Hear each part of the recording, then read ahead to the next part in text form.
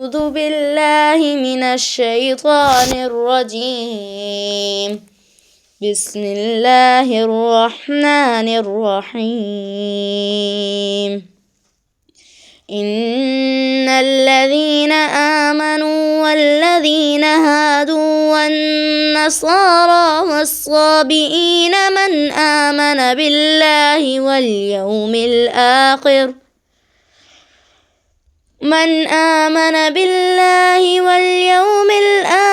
وعمل صالحا فلهم أجرهم عند ربهم ولا خوف عليهم ولا هم يحزنون. وإذا أخذنا ميثاقكم ورفعنا فوقكم الطور خذوا ما آتيناكم بقوة واذكروا ما فيه لعلكم تتقون.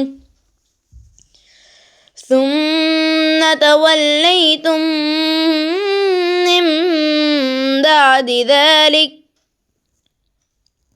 فلولا فضل الله عليكم ورحمته لكنتم من الخاسرين.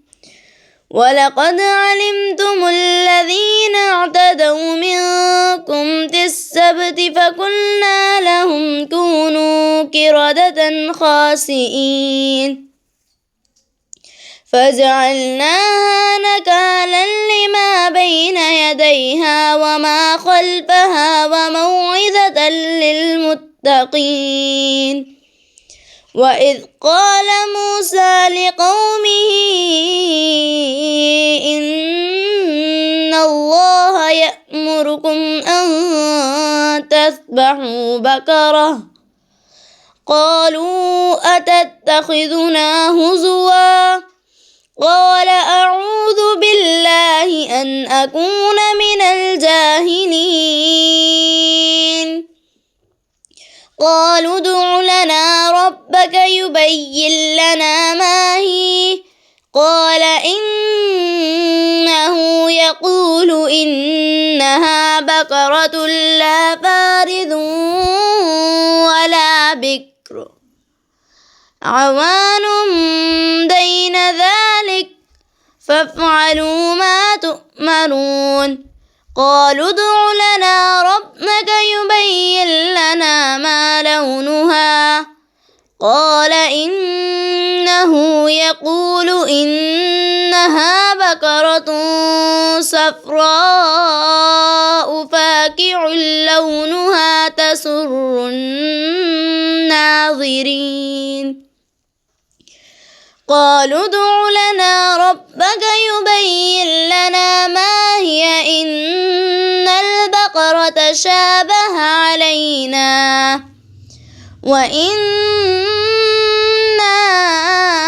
إن شاء الله لمهتدون.